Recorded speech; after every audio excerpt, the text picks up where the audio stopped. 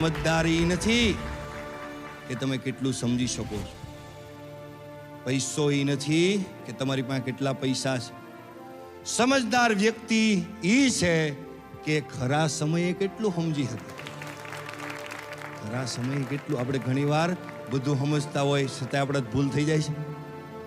સાહેબ, રોજ એકના એક રસ્તે જતા હોય છતાં આપણે ક્યારેક રસ્તો ભૂલી જાય. હલો, ભૂલી જાય. નોલેજ કઈ ગયું? સમજાય મારી વાત? અસ્તિત્વ તમને મદદ કરે છે, એટલે પ્રામાણિકતાની જરૂર છે. એક એક્ઝામ્પલ આપું.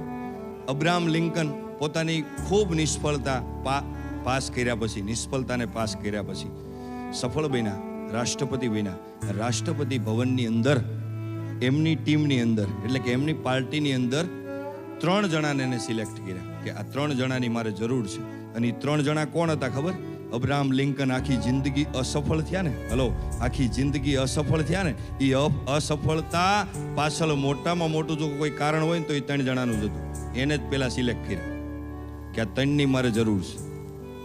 હલો, કોઈ વ્યક્તિએ સવાલ કર્યો, તમારા દુશ્મન છે, સમજાણું? તમારા દુશ્મન છે.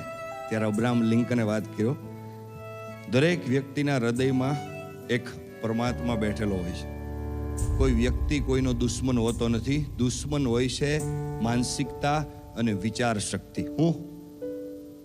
હું એને સામેથી આવકારી અને ગળે લગાડું છું. અને એ વ્યક્તિનું જે નોલેજ છે એ નોલેજ એ અત્યારે ખોટી જગ્યાએ ઉપયોગ કરી રહ્યો છે. અને હું એને ગળે લગાડી અને હું મારો પ્રેમ આપી એની અંદર જે મારા પ્રત્યે જે દુશ્મનાવટ છે એને હું ખતમ કરી નાખું તો મેં મારા દુશ્મનને ખતમ કર્યો એવું ન થયું? હલો. અને બીજી વાત કે હું એક રાષ્ટ્રપતિ છું. મારે એ ન જોવું જોઈએ કે અમારો દુશ્મન છે કે દોસ્તાર. મારે એ જોવું જોઈએ કે આ વ્યક્તિ પાસે આ નોલેજ છે, આ રાષ્ટ્ર માટે ઉપયોગી આ વ્યક્તિ કેટલો બની શકે એમ છે.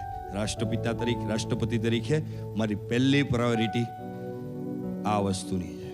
મતલબ કે તમે જે ધંધાની અંદર છો, હલો, એ ધંધાની અંદર તમારે ખૂબ પ્લસ થવું હોય, ખૂબ પ્લસ થવું. બહુ મોટામાં મોટી વસ્તુ હોય તો એ છે નોલેજ, જ્ઞાન.